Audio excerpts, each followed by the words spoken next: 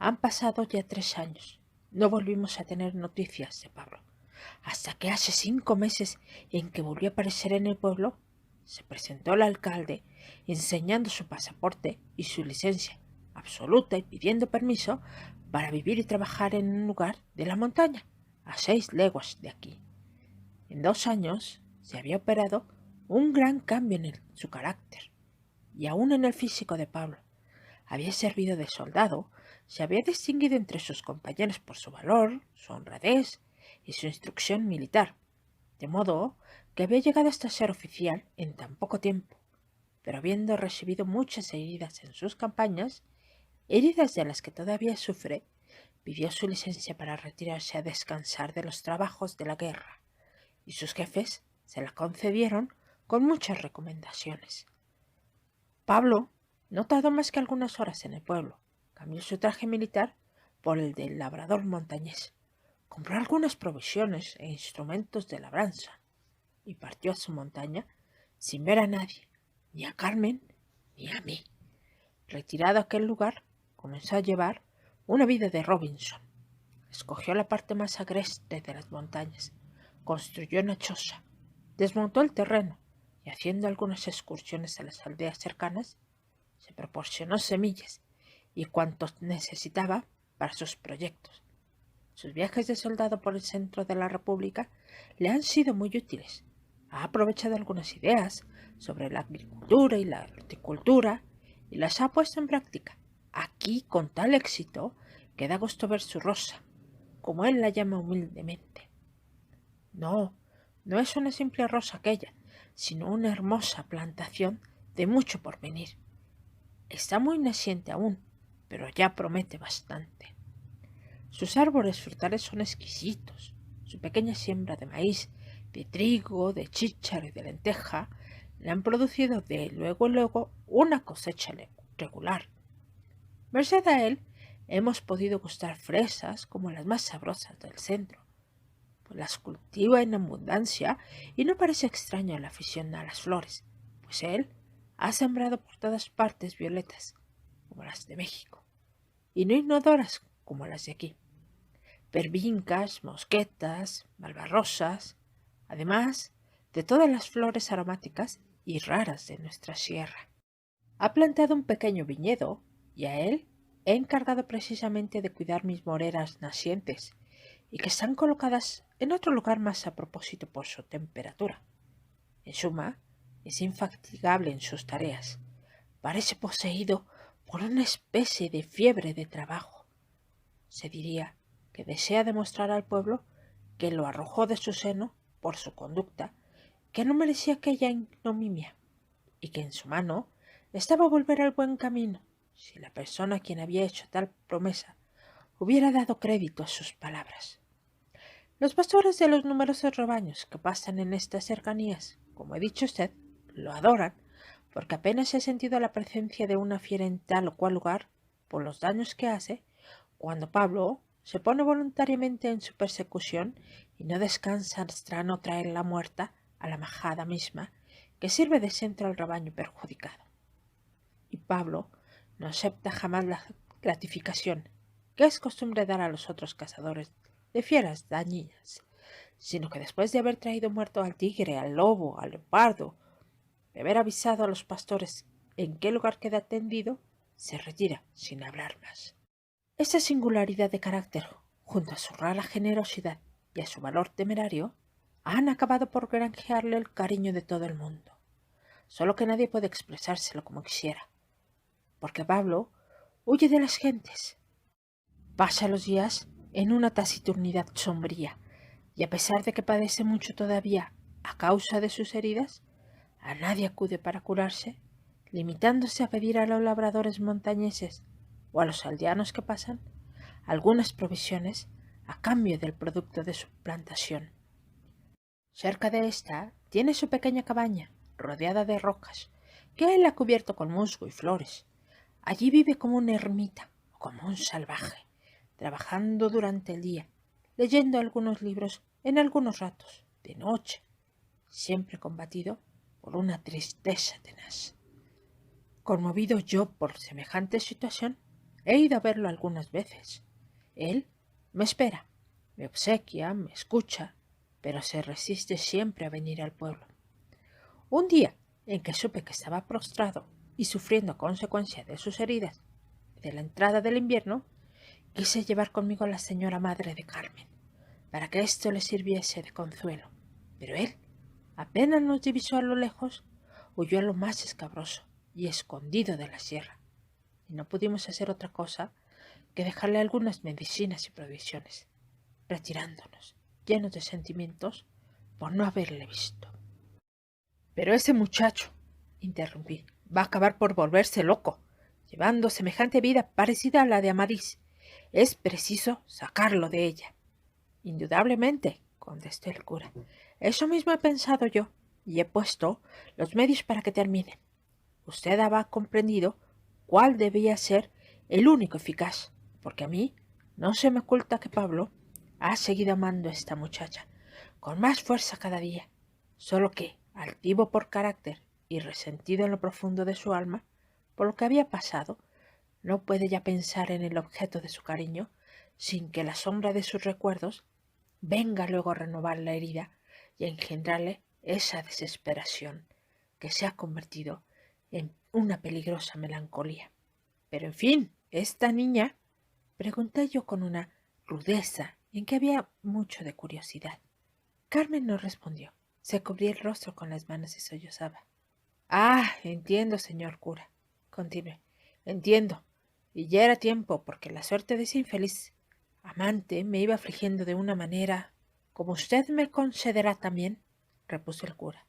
Yo no podía ser otra cosa, aun conociendo la verdadera pena de Pablo, que aguardar a mi beso, porque por nada de este mundo hubiera querido hablar a Carmen de los sufrimientos del joven.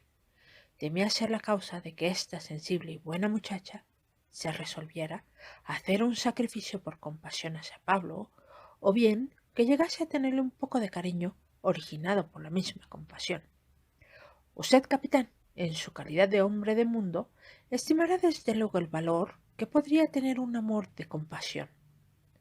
Nada hay más frágil que esto, y nada hay más que acarree más desgracia a los corazones que aman. Yo deseaba saber si Carmen había amado a Pablo antes, y a pesar de sus defectos, aunque lo hubiera ocultado, aún a sí misma, por recato y por respeto a la opinión de sus parientes. Si no hubiera sido así, yo deseaba al menos que hoy lo amara, convencida de sus virtudes y estimando en lo que vale su noble carácter, un poco fiero es verdad, pero digno y apasionado siempre. Mientras yo no supiera esto, me parecía peligrosa toda gestión que hiciera para favorecer a mi protegido, y ni a éste dije jamás una sola palabra de ello.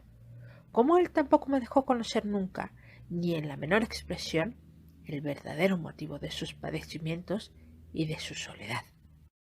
Hice bien en esperar. El amor, el verdadero amor, el que por más obstáculos que encuentre llega por fin a estallar, vino pronto en mi auxilio. Un día, hace apenas 3, el señor alcalde vino a verme a mi casa. Me llamó aparte y me dijo: hermano cura, necesitamos mi familia y yo de la bondad de usted, porque tenemos un asunto grave y en el que se juega tal vez la vida de una persona que queremos muchísimo. Pues ¿qué hay, señor alcalde?, le pregunté asustado. Ay, hermano cura, que la pobre Carmen, mi sobrina, está enamorada, muy enamorada, y ya no puede disimularlo ni tener tranquilidad. Está enferma, no tiene apetito, no duerme, no quiere ni hablar. ¿Es posible?, pregunté yo alarmadísimo, porque temía una revelación enteramente contraria a mis esperanzas. ¿Y de quién está enamorada Carmen, puede decirse? Sí, señor, puede decirse, y a eso vengo precisamente. Ha de saber usted que cuando Pablo, ya sabe usted, Pablo, el soldado, la pretendía hace algunos años, mi hermana y yo, que no queríamos al muchacho por desordenado y ocioso, procuramos, sin embargo, averiguar si ella le tenía algún cariño, y nos convencimos de que no le tenía ninguno, y de que le repugnaba lo mismo que a nosotros. Por eso yo me resolví a entregarlo a la tropa, pues de ese modo quitábamos del pueblo a un sujeto nocivo, y libraba yo a mi sobrina de un impertinente. Pero usted se acordará de aquella misma Nochebuena, en que al hablar de Pablo en mi casa, cuando estábamos cenando, Carmen se echó a llorar. Pues bien, desde ese entonces su madre se puso a observarla día a día, y aunque de pronto no le siguió conociendo nada extraordinario, después se persuadió de que su hija quería al mancebo, y se persuadió porque Carmen no quiso nunca oír hablar de casamiento, ni dio oídos a las propuestas que le hacían varios muchachos honrados y acomodados del pueblo. Cuando se hablaba de Pablo, Carmen se ponía descolorida, triste, y se retiraba a su cuarto, y en fin, no hablaba de él jamás, pero parece que no lo olvidó nunca. Así ha pasado todo este tiempo, pero desde que volvió Pablo, mi sobrina ha perdido enteramente la tranquilidad. El día en que supo que estaba aquí, todos advertimos su turbación, aunque no sabíamos bien si era alegría o el susto o la sorpresa lo que la había puesto así. Después, cuando ha sabido la clase de vida que hace Pablo en la montaña, suspiraba y a veces lloraba, hasta que por fin mi hermana se ha resuelto ahora a preguntarle con franqueza lo que tiene y si quiere ese mancebo. Carmen le ha respondido que sí lo quiere, que lo ha querido siempre y que por eso es ella triste, pero que cree que Pablo la ha de aborrecer ya, porque la ha de considerar como la causa de todos sus padecimientos. Y eso le indica el no querer venir al pueblo ni verla para nada, que ella desearía hablarle solo para pedirle perdón si lo ha ofendido y para quitarle del corazón esa espina, pues no estará contenta mientras él tenga rencor. Eso es lo que pasa, hermano, y ahora vengo a rogar a usted que vaya a ver a Pablo y lo obligue a venir con el pretexto de la cena de pasado mañana, para que Carmen le hable y se arregle alguna otra cosa, si es posible, y si el muchacho todavía la quiere, porque yo tengo miedo de que mi sobrina pierda la salud si no es así. Ya usted comprenderá, capitán, mi alegría. Ni preparado por mí hubiera salido mejor esto. Aproveché una salida del pueblo para una confesión, corrí a la montaña, vi a Pablo, le insté por que viniera y me lo ofreció. Extraño mucho que no haya cumplido. Al decir esto el cura, un pastor atravesó el patio y vino a decir al cura y al alcalde que Pablo estaba descansando en la puerta del patio, porque habiendo estado muy enfermo y habiendo hecho el camino muy poco a poco, se había cansado mucho. Un grito de alegría resonó por todas partes. El alcalde y el cura se levantaron para ir al encuentro del joven. La madre de Carmen se mostró muy inquieta y ésta se puso a temblar, cubriéndose su rostro de una palidez mortal. Vamos, niña, le dije, tranquilícese usted. Debe tener el corazón como una roca ese muchacho, si no se muere de amor delante de usted. Carmen movió la cabeza con desconfianza, y en este instante el alcalde y el cura entraron, trayendo del brazo a un joven alto, moreno, de barba y cabellos negros, que realzaba entonces una gran palidez, y en cuya mirada, llena de tristeza, podía adivinarse la firmeza de un carácter altivo. Era Pablo.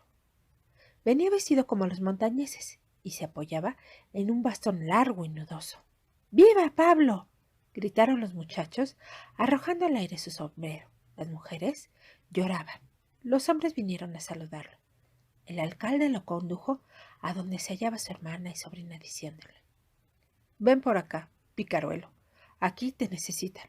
Si tienes buen corazón, nos has de perdonar a todo. Pablo, al ver a Carmen, pareció vacilar de emoción y se aumentó su palidez, pero reponiéndose, dijo todo turbado: ¿Perdonar, señor? ¿Y de qué de perdonar? Al contrario, yo soy quien tiene que pedir perdón, de tanto como he ofendido al pueblo. Entonces se levantó Carmen, y trémula y sonrojada, se adelantó hacia el joven, e inclinando los ojos le dijo: Sí, Pablo, te pedimos perdón.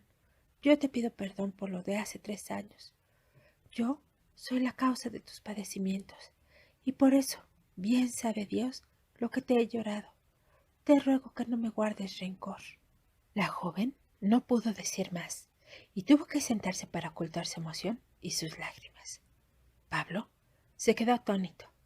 Evidentemente en su alma pasaba algo extraordinario, porque se volvía de un lado y de otro para cerciorarse de que no estaba soñando. Pero un instante después, y oyendo que la madre de Carmen, con las manos juntas, en actitud suplicante decía: «Pablo, perdónala», dejó de escapar de sus ojos 2 gruesas lágrimas e hizo un esfuerzo para hablar. «Pero señora», respondió, «pero Carmen, ¿quién ha dicho a ustedes que yo tenía rencor? ¿Y por qué había de tenerlo? Era yo vicioso, señor alcalde, y por eso me entregó usted a la tropa. Bien hecho. De esa manera me corregí, y volví a ser hombre de bien. Era yo un ocioso y un perdido. Carmen, tú eres una niña virtuosa y buena, y por eso, cuando te hablé de amor, me dijiste que no me querías. Muy bien hecho. ¿Y qué obligación tenías tú de quererme? Bastante hacías ya con no avergonzarte de oír mis palabras. Yo soy quien te pido perdón por haber sido tan atrevido contigo y por haber estorbado quizás en aquel tiempo que tú quisieras al que dictaba tu corazón. Cuando yo considero esto, me da mucha pena». «Oh, no, eso no, Pablo», se apresuró a replicar la joven. «Eso no debe afligirte, porque yo no quería a nadie entonces, ni he querido después», añadió avergonzada. «Y si no, pregúntalo en el pueblo. Te lo juro, yo no he querido a nadie». «Más que a usted, amigo Pablo», me atreví yo a decir con resolución, e impaciente por acercar de una vez a aquellos 2 corazones enamorados. «Vamos», añadí, «aquí se necesita un poco del carácter militar para arreglar este asunto. Usted que lo ha sido, ayúdeme por su lado. Lo sé todo. Sé que usted adora a esta niña, y da usted en ello prueba de que vale mucho. Ella lo ama a usted también, y si no, que lo digan esas lágrimas que derrama y esos padecimientos que ha tenido desde que usted se fue a servir a la patria. Sean ustedes felices. ¡Qué diantre! Ya era tiempo, porque los 2 se están muriendo por no querer confesarlo. Acérquese usted, Pablo, a su amada, y dígale que es usted el hombre más feliz de la tierra. Aparte usted de esas manos, hermosa Carmen, y deje a este muchacho que lea en esos lindos ojos todo el amor que usted le tiene, y que el juez y el señor cura se den prisa por concluir este asunto». Los 2 amantes se estrecharon la mano sonriendo de felicidad, y yo recibí una ovación por mi pequeña arenga y por mi manera franca de arreglar matrimonios. Los pastores cantaron y tocaron alegrísimas sonatas en sus guitarras, zampollas y panderos. Los muchachos quemaron petardos, y los repiques abuelo con que en ese día se anuncia el toque del alba, invitado a los fieles a orar en las primeras horas del gran día cristiano, vinieron a mezclarse oportunamente al bullicioso concierto. Al escuchar entonces el grave tañido de la campana, que sonaba lento y acompasado, indicando la oración, todos los ruidos cesaron. Todos aquellos corazones en que rebosaba la felicidad y la ternura se elevaron a Dios con un voto unánime de gratitud por los beneficios que se habían dignado a otorgar a aquel pueblo tan inocente como humilde. Todos oraban en silencio. El cura prefería esto por ser más conforme con el espíritu de sinceridad que debe de caracterizar el verdadero culto, y dejaba que cada cual dirigiese al cielo la plegaria que en su fe y sus sentimientos le dictasen. Así pues, todos, ancianos, mancebos, niños y mujeres, oraban con el mayor recogimiento. El cura parecía absorto, derramaba lágrimas, y en su semblante honrado y dulce había desaparecido toda sombra de melancolía, iluminándose con una dicha inefable. El maestro de escuela había ido a arrodillarse junto a su mujer e hijos, que la abrazaban con enternecimiento, recordando su peligro de hacía 3 años. El alcalde, como un patriarca bíblico, ponía las manos sobre la cabeza de sus hijos, agrupados en su derredor. El tío Francisco y la tía Juana también, en medio de sus hijos, murmuraban llorando su oración. Gertrudis abrazaba a su hermosa hija, quien inclinaba la frente como agobiada por la felicidad, y Pablo sollozaba quizás por la primera vez, teniendo aún entre sus manos la blanca y delicada de su adorada Carmen, que acababa de abrir para él las puertas del paraíso. Yo mismo olvidaba todas mis penas y me sentía feliz, contemplando aquel cuadro de sencilla virtud y de verdadera y de modesta dicha, que en vano había buscado en medio de las ciudades opulentas y en una sociedad agitada por terribles pasiones. Cuando concluyó la oración del alba, la reunión se disolvió.